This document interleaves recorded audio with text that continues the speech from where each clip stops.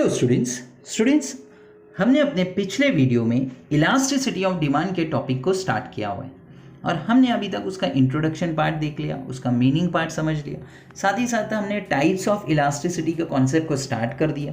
अपने पिछले वीडियोस में हमने इनकम इलास्टिसिटी को डिस्कस कर लिया, हमने क्रॉस इलास्टिसिटी को डिस्कस कर लिया। अब हम अपनी last category of elasticity of demand को डिस्कस करेंगे जिसका नाम है प्राइस इलास्टिसिटी ऑफ डिमांड, जो बहुत इंपॉर्टेंट कंसीडर की जाती है। तो आप सब इस वीडियो को अच्छे से देखिए, समझने की कोशिश करिए कि प्राइस इलास्टिसिटी ऑफ डिमांड क्या होता है, क्योंकि ये एग्जाम पॉइंट ऑफ व्यू से भी एक इंपॉर्टेंट क्वेश्चन कंसीडर किया जाता है। तो चलिए जल्दी से स्टार्ट करते हैं इस पार्ट को और आप बने रहें इस वीडियो में और देखते रहें इस पार्ट को ताकि आपको इसका कॉन्सेप्ट क्लियर हो जाए। स्टूडेंट्स, प्राइस इलास्टिसिटी होती क्या है, किसे कहते हैं प्राइस इलास्टिसिटी? तो ध्यान से सुनिए, अच्छे से समझिए। According to professor Alfred Marshall, अगर हम मार्शल सर की बात को मान ले, प्रोफेसर मार्शल की बात को कंसीडर कर ले, तो बच्चों वो क्या कहते हैं, स्टूडेंट्स वो क्या कहते हैं? Price elasticity of demand is a ratio of proportionate change in the quantity demanded of a commodity to a given proportionate change in its price. यानी प्राइस इलास्टिसिटी ऑफ डिमांड एक तरह का कॉन्सेप्ट है जिसमें हम मेजर करते हैं responses को, जिसमें हम पता करना चाहते हैं डिग्री ऑफ रिस्पॉन्सिवनेस को, जिसमें हम जानना चाहते हैं कि अगर किसी प्रोडक्ट के प्राइस में चेंज होता है तो उस वजह से उसके डिमांड में किस हद तक, उस प्रोडक्ट के डिमांड में क्वांटिटी डिमांड जो करते हैं कंज्यूमर, उस प्रोडक्ट की क्वांटिटी डिमांड में किस हद तक चेंजेस होते हैं या बदलाव होते हैं, और ये जो चेंजेस हुआ है उसका रिस्पॉन्स क्या बन रहा है, प्राइस का चेंज और उस प्रोडक्ट के क्वांटिटी डिमांड का जो चेंज है वो रिस्पॉन्स किस हद तक बन रहा है, उसको पता करने के लिए इस कॉन्सेप्ट को यूज किया जाता है जिसका नाम रखा गया है प्राइस इलास्टिसिटी ऑफ डिमांड। अगर आप फॉर्मूला देखें तो स्क्रीन पे आपको फॉर्मूला सिंपल से वर्ड्स में दिख जाएगा, ED elasticity of demand is equals to percentage change in quantity demanded. यानी आप पहले उस परसेंटेज को रख दीजिए जो क्वांटिटी डिमांडेड में चेंज हुआ है। परसेंटेज मतलब जैसे 10%, 20%, जितना भी क्वांटिटी डिमांड में चेंजेस आया वो वहां लिख दीजिए, divided by percentage change in price. Price में कितना परसेंट का चेंजेस हुआ है, कोई प्रोडक्ट का प्राइस कितना परसेंट से चेंज हुआ है, आप उसको नीचे लिख दीजिए और दोनों को वैल्यूज को सॉल्व आउट कर दीजिए। आपको जो आंसर मिलेगा वो आपका होगा प्राइस इलास्टिसिटी ऑफ डिमांड। अगर आप उसे सिंबॉलिकली लिखते हैं, मतलब अल्फाबेट वाइज लिखते हैं, तो आप उस फॉर्मूले को इस तरह से लिखेंगे, ED is equals to percentage change in quantity demanded divided by percentage change in price. तो आप फॉर्मूला वाइज सिंबॉलिकली आप उसे इस तरीके से लिखेंगे, percentage change in quantity demanded divided by percentage change in price. आप उसको इस तरह से बता देंगे। और अगर उसे इन डेप्थ समझें तो उसके लिए हम ED is equals to change in quantity divided by original quantity divided by change in price divided by price. आप उसे इस तरह से लिखोगे। फिर उस डिवाइड के साइन की वजह से जो चेंजेस होंगे वो लास्ट स्टेप में आप देख पाएंगे कि change in quantity divided by original quantity तो वैसे ही रहेगा, मल्टीप्लाइड बाय, डिवाइड के साइन चेंज होकर मल्टीप्लाई होगी और उसका इफेक्ट ये होगा कि अब जो हमारे वैल्यूज थे वो न्यूमरेटर से डिनोमिनेटर और डिनोमिनेटर से न्यूमरेटर की तरफ चले जाएंगे और आप देखोगे कि P जो पहले ऊपर वाले स्टेप में डिनोमिनेटर था वो अब न्यूमरेटर के पोजीशन पे आ जाएगा और जो डेल्टा P था वो अब डिनोमिनेटर के पोजीशन पे चला जाएगा। तो इस तरह से आप प्राइस इलास्टिसिटी ऑफ डिमांड को फाइंड आउट कर सकते हैं। तो सिंपल शब्द में बच्चों याद रखिए, प्राइस इलास्टिसिटी ऑफ डिमांड एक तरह का टूल है जिसकी मदद से हम उस रिस्पॉन्सिवनेस को समझ पाते हैं, जहां पर एक वेरिएबल यानी किसी प्रोडक्ट का प्राइस अगर चेंज हो जाए तो उस पर्टिकुलर प्रोडक्ट के डिमांड में जो क्वांटिटी डिमांड की जाती है उसमें जो चेंजेस होते हैं, हम उन दोनों के जो रिस्पॉन्स हैं उस रिस्पॉन्स को समझ पाते हैं इलास्टिसिटी ऑफ डिमांड, ये जो प्राइस इलास्टिसिटी का कॉन्सेप्ट है उसकी मदद से। स्टूडेंट्स याद रखिएगा कि यहाँ प्राइस इलास्टिसिटी है तो प्राइस में चेंजेस होने की वजह से किसी भी प्रोडक्ट के क्वांटिटी डिमांड में चेंजेस होगा, हम उसकी मदद से उस इलास्टिसिटी को ढूंढेंगे, हम उसे नाम देंगे प्राइस इलास्टिसिटी ऑफ डिमांड। उसी जगह इनकम इलास्टिसिटी में क्या था कि इनकम में चेंजेस होने की वजह से, यानी इनकम जो होती है लोगों की, कंज्यूमर्स की, उस इनकम में चेंजेस होने की वजह से अगर उनके तरफ से किसी प्रोडक्ट की क्वांटिटी डिमांड में चेंज हो जाए और हम अगर इनकम में चेंज होने की वजह से किसी प्रोडक्ट की क्वांटिटी डिमांड में चेंजेस हो जाने जाने के मतलब इस रेशो को मेजर करेंगे तो हम उसे नाम देंगे इनकम इलास्टिसिटी ऑफ डिमांड। और अगर कभी किसी सब्सटीट्यूट या कॉम्प्लीमेंट्री गुड्स या अनरिलेटेड गुड्स के प्राइसेस में चेंज हो जाने की वजह से किसी प्रोडक्ट की जो क्वांटिटी डिमांड है उसमें चेंजेस होता हुआ हम देखते हैं तो हम ऐसे कैटेगरी को नाम देते हैं क्रॉस इलास्टिसिटी ऑफ डिमांड, जो हम अपने पिछले वीडियोस में डिस्कस कर चुके हैं। आप पिछले वीडियोस को देख लीजिए ताकि आप उसे और बेटर वे में समझ सकें। अगर मैं प्राइस इलास्टिसिटी के आगे कॉन्सेप्ट को बढ़ाऊं तो स्टूडेंट्स जो ऊपर हमने डिस्कस किया उसका एक्सप्लेनेशन यहाँ दिया हुआ है, आप देख सकते हैं स्क्रीन पे। उसके बाद अगर मैं ऊपर की तरफ जाऊं तो यहाँ अब आपको types of price elasticity of demand देखने में मिल जाएगा। स्टूडेंट्स ध्यान से देखिएगा, types of price elasticity of demand. Generally students हम लोग एक एक करके प्राइस इलास्टिसिटी के टाइप्स को डिस्कस करेंगे, एग्जाम्स में भी ये पूछा जाता है, इसलिए आप इसे अच्छे से समझ लीजिए। सबसे पहला जो टाइप आपके सामने यहाँ पर है वो है परफेक्टली इलास्टिक डिमांड के नाम से। परफेक्टली इलास्टिक डिमांड, जहां bracket ED is equals to, आपको एक साइन दिख रहा होगा बच्चों, इनफाइनाइट का जो साइन होता है, इनफाइनाइट मतलब जिसको आप कहते हैं कि जिसे हम काउंट नहीं कर सकते हैं, वो साइन। तो यहाँ पर ED का वैल्यू है, जो प्राइस इलास्टिसिटी ऑफ डिमांड है उसका जो वैल्यू है वो इनफाइनाइट होता है। इनफाइनाइट मतलब जिसको आप कैलकुलेट नहीं कर सकते, जिसकी वैल्यू को आप मेजर नहीं कर सकते, उसे कहते हैं इनफाइनाइट। तो यहाँ पर ध्यान से देखिएगा meaning part, when a slight or a zero change in the price, slight यानी थोड़ा सा चेंज, या जीरो चेंज यानी जरा सा भी चेंज नहीं हुआ इन द प्राइस, प्राइस में थोड़ा सा चेंज हो, स्लाइट या जीरो चेंज हो भी ना, brings about an infinite change in the quantity demanded, यानी प्रोडक्ट के प्राइस में थोड़ा सा चेंज हो गया, स्लाइट चेंज हो गया या जीरो चेंज, थोड़ा सा चेंज होने की वजह से उस प्रोडक्ट के जो क्वांटिटी डिमांड थी उसमें बहुत ज्यादा चेंज हो गया, इतना ज्यादा कि इनफाइनाइट, यानी जिसको आप काउंट भी नहीं कर सकते। तो इस तरह की इलास्टिसिटी को नाम दिया जाता है परफेक्टली इलास्टिक डिमांड। और इसके बारे में आप याद रखिए कि इसके बारे में कहा जाता है, आप फोर्थ लाइन में देखिए स्टूडेंट्स, आपको दिया है it is only a theoretical concept, यानी सिर्फ एक थ्योरेटिकल कॉन्सेप्ट है, रियल लाइफ में पॉसिबल नहीं। यानी ऐसे जनरली कोई प्रोडक्ट्स नहीं है कि जिनके प्राइस में हम थोड़ा सा भी अगर चेंजेस कर दें, स्लाइट चेंजेस, तो उनका डिमांड इतना चेंज हो जाएगा कि वो इनफाइनाइट हो जाएगा, मतलब हम जिसको काउंट ही नहीं कर पाएंगे या मेजर ही नहीं कर पाएंगे। तो बच्चों ऐसा नहीं होता, जनरली हम प्रोडक्ट के प्राइस को चेंजेस होता हुआ देखकर किसी भी प्रोडक्ट के डिमांड में क्या चेंजेस है उसको समझ सकते हैं, उसको मेजर कर सकते हैं, बट यहाँ पर बताया गया कि नहीं समझ सकते, इसीलिए इसको थ्योरेटिकल कॉन्सेप्ट माना है, रियलिटी में नहीं है ऐसा student. For example 10% fall in the price may lead to infinite rise in the demand, मतलब अगर किसी प्रोडक्ट के प्राइस में 10% चेंज हो जाए, 10% उसका प्रोडक्ट का प्राइस कम हो जाए, तो स्टूडेंट्स उस प्रोडक्ट की जो डिमांड होगी वो इतनी चेंज हो जाएगी कि हम उसको काउंट ही नहीं कर पाएंगे, इनफाइनाइट मतलब अनकाउंटेबल हो जाएगी। तो बच्चों ऐसा तो कभी होता नहीं है, आप भी जानते हैं। तो फॉर्मूला वाइज अगर आप देखोगे तो आप इसको किस तरह से करोगे, ED is equals to percentage change in quantity demanded divided by percentage change in price is equals to infinite, क्योंकि वहां इनफाइनाइट लिखना पड़ेगा और वैल्यू जब आप कैलकुलेशन में रखोगे तो इनफाइनाइट का आंसर आपको मिल जाएगा। अगर हम डायग्राम की बात करें स्टूडेंट्स तो आप देख सकते हैं वाई एक्सेस, एक्स एक्सेस पर आपको दो चीजें दिखाई है, वाई एक्सेस पर प्राइस है और एक्स एक्सेस पर क्वांटिटी डिमांड है। आप देख सकते हैं प्राइस पर आपको एक लाइन डिमांड का जाता हुआ दिख रहा होगा कि आप डिमांड को मेजर ही नहीं कर पा रहे हो क्योंकि आप उसे काउंट नहीं कर सकते, इसीलिए यहाँ पर लास्ट लाइन में आपको याद रखना है कि परफेक्टली इलास्टिसिटी ऑफ डिमांड में जो डिमांड का होता है वो हॉरिजॉन्टल लाइन बनता हुआ दिखता है, हॉरिजॉन्टल लाइन, और वो पैरेलल होता है एक्स एक्सिस को, इंडिकेटिंग परफेक्टली इलास्टिक डिमांड, और एक्स एक्सिस के पैरेलल है और हमें ये इंडिकेट कर रहा है कि ये परफेक्टली इलास्टिक डिमांड है। क्यों स्टूडेंट? क्योंकि आप देख सकते हैं यहाँ जो DD का कर्व है, DD की लाइन आपको दिख रही है, स्ट्रेट फॉरवर्ड जा रही है और वो एक्स एक्सिस के पैरेलल बन रही है। पैरेलल क्या होता है आप मैथ्स में पढ़ चुके हैं। तो याद रखिए student, perfectly elasticity of demand में क्या हुआ कि प्राइस में स्लाइट चेंज होने की वजह से या थोड़ा सा चेंज होने की वजह से अगर डिमांड में इनफाइनाइट चेंज हो जाए, मतलब उस प्रोडक्ट की क्वांटिटी डिमांड में इतना चेंज हो जाएगा, इनफाइनाइट, अनकाउंटेबल, तो इस तरह की कॉन्सेप्ट को हमें नाम देना पड़ता है परफेक्टली इलास्टिक डिमांड। आप देख सकते हैं स्टूडेंट्स, इसके बारे में भी बता दिया है, थ्योरेटिकल कॉन्सेप्ट है, रियल लाइफ में पॉसिबल नहीं है।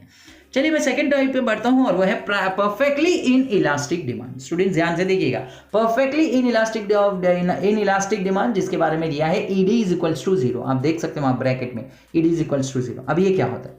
When a percentage change in price has no effect on the quantity demanded of a commodity, it is called perfectly inelastic demand.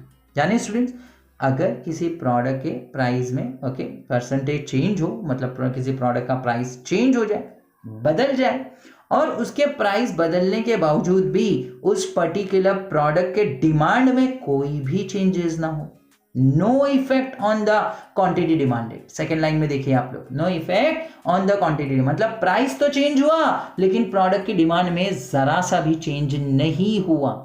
Student समझ लीजिए, प्राइस चेंज हुआ लेकिन डिमांड में जरा सा भी चेंज नहीं हुआ, तो इस तरह के कॉन्सेप्ट को नाम दिया जाता है perfectly in elasticity of demand. इसीलिए ईडी का आंसर आपको वहां 0 मिलेगा। अब आप इसको समझिए, एग्जांपल है वहां पे 20% fall in a price will have no effect on a quantity. 20% किसी प्रोडक्ट का प्राइस फॉल भी हुआ लेकिन उसके डिमांड में जरा सा भी चेंजेस नहीं आया, लोग जैसा खरीदते थे पहले अभी भी उतना ही खरीद रहे हैं, कोई चेंजेस नहीं। फॉर्मूला वाइज आप देखिए, उस वैल्यू को वहां रख के हमें कैलकुलेशन करके दिखाया कि प्राइस में चेंजेस जो परसेंटेज वाइज हुआ 20%, इसलिए देखिए आपको नीचे की तरफ 20 दिखेगा। डिमांड में नो चेंज इसलिए 0, एंड 0 डिवाइडेड बाय 20 करेंगे तो आपको 0 ही मिलेगा, इसीलिए आपको ईडी का जो आंसर है वो 0 दिख रहा है। In practice such a situation rarely occurs, for example demand for salt and milk, मतलब मिल्क और सॉल्ट में शायद ऐसा हो जाए कि प्राइस में चेंजेस हो जाएं लेकिन डिमांड में ज़रा सा भी चेंज नहीं आएगा, तो ऐसा होता है स्टूडेंट्स।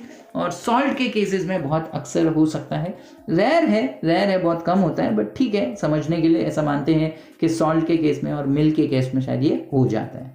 आगे बढ़ूँ स्टूडेंट्स, अगर डायग्राम की बात करूँ तो आप देख सकते हैं यहाँ प्राइस अगर ऊपर गया, प्राइस अगर नीचे गया, आप देख सकते हैं पी जो है, ओ से पी वाला पार्ट प्राइस ओरिजिनल था, ओ से P1 वाला पार्ट बढ़ता हुआ प्राइस, ओ से P2 प्राइस गिरता हुआ प्राइस, लेकिन डिमांड जो है वो OQ पर ही बना हुआ है। डिमांड जो है OQ ओरिजिनल क्वांटिटी जो है वो उतने पर ही, यानी क्वांटिटी में कोई भी चेंजेस यहाँ पर नहीं हुआ है, कोई भी बदलाव नहीं हुआ है। तो हम इसलिए यहाँ ये कहते हैं कि इस केस में जो perfectly in elasticity of demand का कॉन्सेप्ट है, इसमें हमारा जो डी वाला आपको कर्व दिख रहा होगा, आप स्क्रीन पे देखिए डी वाला कर्व, वो वर्टिकल स्ट्रेट लाइन है। वर्टिकल स्ट्रेट लाइन आप स्क्रीन पे देख सकते हैं स्टूडेंट, वर्टिकल स्ट्रेट लाइन है, आप देख सकते हैं स्क्रीन पे, पैरेलल टू वाई एक्सेस के सामने बना हुआ दिखेगा आपको, मतलब वो वाई एक्सेस के एकदम एग्जैक्ट अपोजिट दिख रहा होगा। क्यों? क्योंकि यहाँ पर प्रोडक्ट के प्राइस में कितना भी चेंज हो जाए लेकिन उस प्रोडक्ट के डिमांड में 0 चेंज रहता है, प्रोडक्ट के क्वांटिटी जो डिमांड की जाती है उसमें ज़रा भी बदलाव नहीं आता,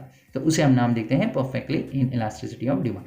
नेक्स्ट स्टूडेंट्स अगर हम लोग ले ले तो वो है यूनिटरी इलास्टिक डिमांड। स्टूडेंट्स ध्यान से समझिएगा, यूनिटरी इलास्टिसिटी ऑफ डिमांड, अब ये क्या होता है स्टूडेंट, किसको कहते हैं unitary of elasticity of demand? ध्यान से देखिएगा, when a percentage change in price leads to a proportionate change in quantity demanded, then the demand is said to be a unitary elastic। यानी स्टूडेंट्स अगर किसी product के price में जो changes आ रहे हैं, जो परसेंटेज वाइज चेंजेस आ रहे हैं, सेम उतना ही चेंजेस, सेम एग्जैक्ट इक्वल उतना ही चेंजेस उस पर्टिकुलर प्रोडक्ट के डिमांड में भी चेंजेस आ रहे हैं।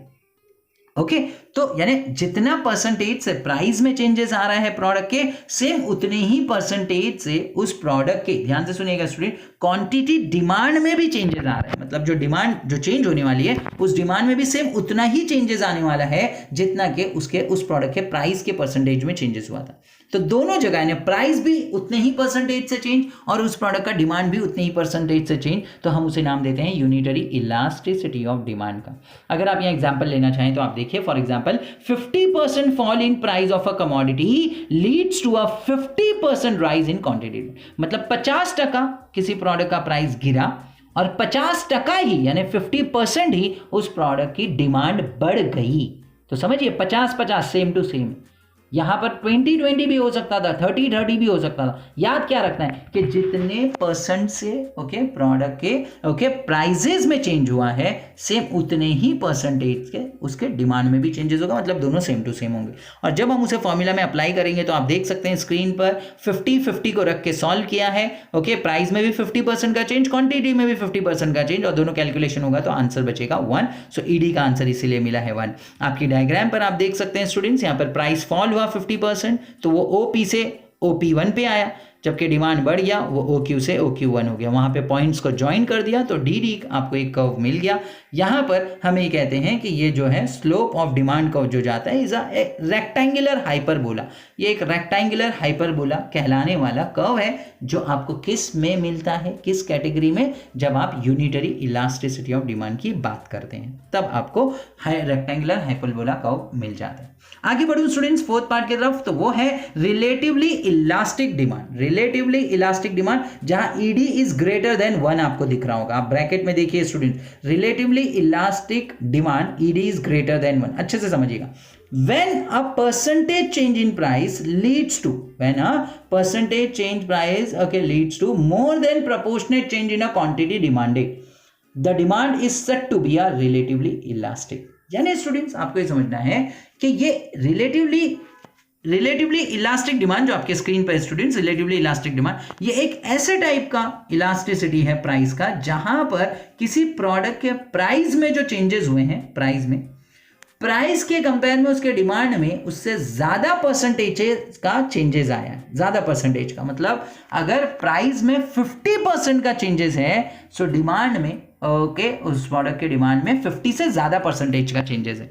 देखते हैं, जैसे हम लोग एग्जांपल, जैसे यहाँ पे आपको एग्जांपल दिया, for example 50% fall in price, 50% price कम हुआ है, leads to 100% rise in quantity demand. 50% price कम हुआ, प्राइस 50% नीचे आया, लेकिन उस प्रोडक्ट का डिमांड जो था वो 100% 100% बढ़ गया। तो देखिए डिमांड में जो बदलाव हुआ ना, वो प्राइस के परसेंटेज से ज्यादा है बच्चों, ये याद रखिएगा। तो उसको ऐसे कैटेगरी को जहां प्राइस के चेंजेस के कंपेयर में डिमांड का जो चेंजेस है वो ज्यादा दिखे, तो उसे नाम देते हैं रिलेटिवली इलास्टिसिटी ऑफ डिमांड। अब यहां पर आप देखिए फॉर्मूला में वैल्यूज को पुटअप किया, आप देख सकते हैं 100 डिवाइडेड बाय 50, दोनों को कट करेंगे, 51 सा 50, 52 सा 100। ईडी का आंसर साइड पे आपको दिख रहा होगा, ईडी इज इक्वल्स टू 2, यानी ईडी का आंसर ग्रेटर देन 1 है। और वही चीज आपको यहां पर आपको स्क्रीन पर दिखाने की कोशिश की गई थी 4th पॉइंट के लास्ट में ब्रैकेट के अंदर, जो आप वापस से देख सकते हैं। अगर अब मैं इसके डायग्राम की बात करूं तो आप देख सकते हैं इसके डायग्राम को, यहां पर आप देख रहे हैं प्राइस कम हुआ, डिमांड अच्छा खासा बढ़ गया, डबल के लगभग बढ़ गया। तो आप देख सकते हैं यहां पर जो कर्व है, उसके बारे में एक्सपर्ट्स कहते हैं, आप उस डायग्राम के नीचे पढ़िएगा, therefore the demand curve has a flatter slope, यानी इसका जो कर्व है जो फ्लैटर बनता है, आप देखिएगा उसको बनते हुए उसका जो डी वाला जो कर्व आपको दिख रहा होगा इस डायग्राम का, वो फ्लैटर होता है। तो आपको याद रखना पड़ेगा रिलेटिवली इलास्टिक डिमांड में आपका जो कर्व बनेगा वो फ्लैटर होगा, उसका जो स्लोप है वो फ्लैटर है।